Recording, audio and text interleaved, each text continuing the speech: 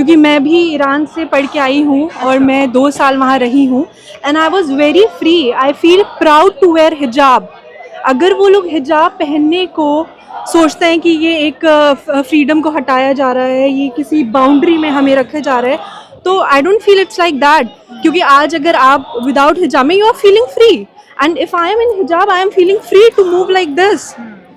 और यही वहाँ पर है ये चीज़, ऐसा नहीं है। वहाँ मेरे बहुत सारे फ्रेंड्स थे जो बिना हिजाब के भी रहते पर थोपा नहीं जाता है। जी बिल्कुल नहीं, बिल्कुल नहीं। I have been there for 2 years and I feel very free to move on the roads all alone.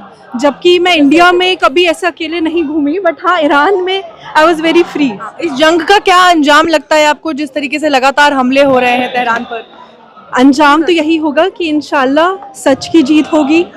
मासूमों को जो मारा जा रहा है उसका जो जालिमों पे या लेकिन अमेरिका, इजराइल और साथ में तमाम जितने भी आप सऊदी अरब को देख लीजिए, तमाम और कंट्रीज हैं जो साथ में ईरान को एक तरीके से टारगेट कर रही हैं। ऐसे में कैसे बराबरी की जंग होगी? बराबरी की जंग नहीं हो सकती, बिल्कुल। ईरान काफ़ी अकेला है, लेकिन हाँ ईरान हार भी नहीं मानेगा, क्योंकि हमें हमेशा से ये सिखाया है कि जालिमों के सामने नहीं झुकना। तो ज़रूर उसका कोई अच्छा ही इफेक्ट नज़र आएगा सबको। कुछ भारत सरकार के स्टैंड को कैसे देख रही हैं आप कि भारत सरकार ने ईरान हमेशा भारत का समर्थन करता रहा हर मौके पर, उसको लेकर भारत सरकार ने किसी तरीके की कोई प्रतिक्रिया नहीं दी, कोई समर्थन नहीं दिया? इस बारे में कुछ ऐसे बोल नहीं सकूंगी, लेकिन हाँ काफ़ी लोग इंडिया से भी, काफ़ी ऐसा नहीं है, even my Hindu friends they are all supporting Iran, क्योंकि उन्हें भी पता है क्या सही है क्या गलत। मासूम बच्चों को मारना तो शायद किसी भी रिलीजन में नहीं सिखाया जाता, बेगुनाहों को मारना किसी भी रिलीजन में नहीं सिखाते। हम सबको, चाहे हिंदू हैं, सिख हैं, क्रिश्चियंस हैं, मुस्लिम्स हैं, we all learn same thing कि जो सही है उसी पे चलना है, और जुल्म का साथ तो कोई भी रिलीजन नहीं सिखाता। तो even they are also supporting.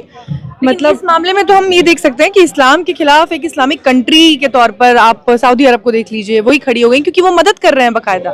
जी, तो वही सेम चीज़ जो आज हम प्रोटेस्ट कर रहे हैं, वो भी मुसलमान ही थे जिन्होंने रसूल अल्लाह की बेटी का घर तोड़ा। तो वो भी कोई और नहीं था, आले सऊद भी मुसलमानों में ही आते हैं।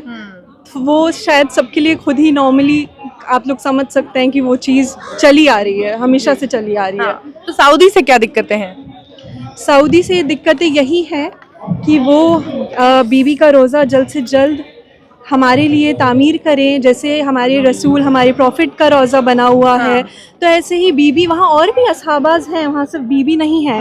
वहाँ और भी मौला की और प्रॉफिट की फैमिली से मानने वाले हैं, वहाँ पर और भी प्रॉफिट की फैमिली से लोग हैं। तो उन लोगों के लिए और बीबी के लिए वो चीज़ तामीर करी जाए, वो रोज़ा तामीर करा जाए कि हम सब उनकी ज़ियारत को, जैसे हम और भी जगहों पे हमारे पिलग्रिम्स हैं, हम लोग जाते हैं, तो और भी जगह हम ऐसे ही जा सकें बीबी की ज़ियारत के लिए। और सिर्फ यही उन लोगों से वो है हमारी कि वो जल्द से जल्द। इकोनॉमिकली अगर देखा जाए तो सऊदी एक स्ट्रॉन्ग कंट्री है, और वहाँ पर जितने भी इस्लाम को मानने वाले लोग हैं वहाँ एक अच्छी लाइफस्टाइल जीते हैं। बहुत सारे लोग हैं जो अपने व्यापार के लिए, रोजगार के लिए वहाँ रहते हैं, मजबूरी है उनकी। ऐसे में उनके खिलाफ आप लोगों का प्रदर्शन करना कितना ठीक है? ठीक और गलत का नहीं पता, बस ये पता है कि हाँ हम सही के साथ खड़े हैं। वो इस्लाम के पैरोकार नहीं है। जी बिल्कुल। जब सही के साथ खड़े होने की बात आएगी तो जो जानते हैं उस चीज़ को वो ज़रूर खड़े होंगे। जो सच का साथ देने वाले हैं वो हर चीज़ में खड़े होंगे, फिर चाहे वो इंडिया के लिए हो या हमारे ईरान के लिए हो, किसी भी चीज़ के लिए हो। अमेरिका को और इजराइल को, जिस तरीके से इजराइल हमले लगातार कर रहा है, और खामनेई के बाद हमने देखा कि अली लारिजानी पर हमला किया गया, उनकी जान गई, किस तरीके से एक के बाद एक ये जो हमले हो रहे हैं, क्या कहना चाहेंगी अमेरिका की नीयत को लेकर? वो लोग ज़्यादा ही डर चुके हैं जो इस तरीके से हमले कर रहे हैं, क्योंकि वरना अगर उनको होता तो वो जैसे और भी कंट्रीज़ हैं कि चाहती हैं कि बैठ के बात हो और सॉल्व हो जाए, तब उस चीज़ पे ईरान आके रुकेगा नहीं। क्योंकि देखिए, मतलब हमने जो अभी तक देखा है, ईरान जहाँ पर भी हमला करता है वहाँ पहले बता देता है कि आप सिविलियंस को हटा लीजिए। तो ये एक बहुत अच्छा और बहुत प्लस पॉइंट है जो आपको बता रहे हैं कि इस्लाम नहीं चाहता मासूमों की जान जाए, मासूम मरे। हमने के साथ भी जो 160 लगभग 65 बच्चियां स्कूल में हमला किया गया था, उन्होंने फर्स्ट अटेम्प्ट जो किया, अपना जो अटैक किया है वो स्कूल पे किया है। तो कैसे कोई कह सकता है कि वो सही का साथ देके और ईरान को एक टेररिस्ट ग्रुप बता के वहाँ बच्चियों पे अटैक क्यों किया जा रहा है? ये तो एक बहुत बड़ा क्वेश्चन है। कि अगर आप उसको ये बता रहे हैं तो आप अपना फर्स्ट स्टेप, अपना आप जो आपका स्टेप है फर्स्ट, वो आपको बता रहे हैं कि आप टेररिस्ट ग्रुप हैं, क्योंकि आप सीधा मासूम बच्चियों को मार रहे हैं।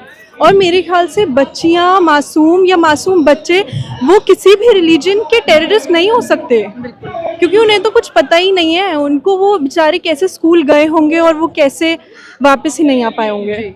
जिस तरीके से जो जंग देखी जा रही है, लगभग 1 महीना पूरा हो चुका है, उसको लेकर भी बहुत लोग प्रदर्शन कर रहे हैं। हम देखते हैं कि आयतुल्ला अली खामनेई के समर्थन में उनकी शहादत को लेकर प्रदर्शन हो रहे थे, उसे कैसे देखती हैं? यही देखा जाता है उससे कि वो लोग जुल्म कर रहे हैं छोटे बच्चों पे, मासूमों पे, जो गाज़ा में आज से नहीं पता नहीं कितने सालों से हो रहा है।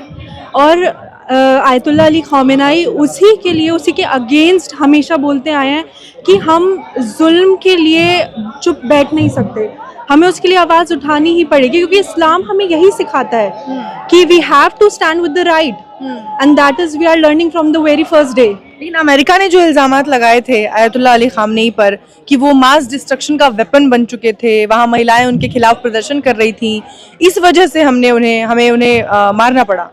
उन महिलाओं में आई डोंट नो कि ऐसा, क्योंकि हमने आज तक नहीं दिखा आले सऊद की तरफ से उसे तोड़ा गया, तो हम उसी के लिए यहाँ पे प्रोटेस्ट कर रहे हैं कि वो दोबारा रिबिल्ड किया जाए और सब बिलीवर्स को, जो उनके मानने वाले हैं, जो उनके लवर्स हैं पूरे वर्ल्ड में, उन्हें अलाउ किया जाए कि वो बीबी के रोज़े पे दोबारा उसी तरीके से जा सके जैसे पहले 1925 से पहले जाया जाता था।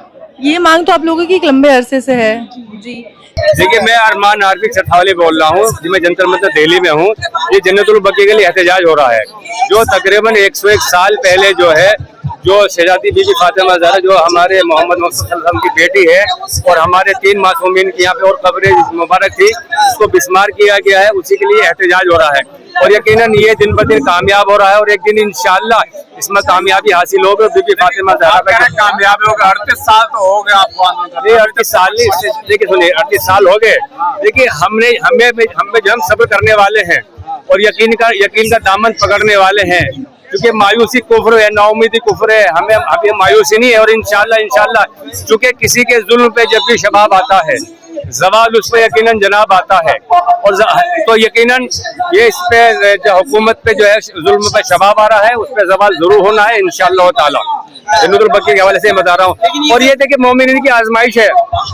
वैसे तो जमीन जहरा की है, आसमान जहरा का, कसम खुदा की है सारा जहान जहरा का।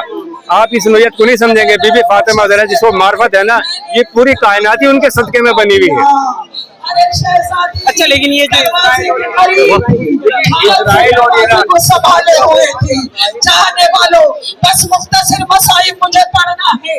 वो शख्स कहता है, मैंने दरवाजे पर लात मारी, दरवाजा गिरा, दरवाजे के पीछे दीवार थी, आपकी शहजादी दीवार और दरवाजे के दरमियान आ गई।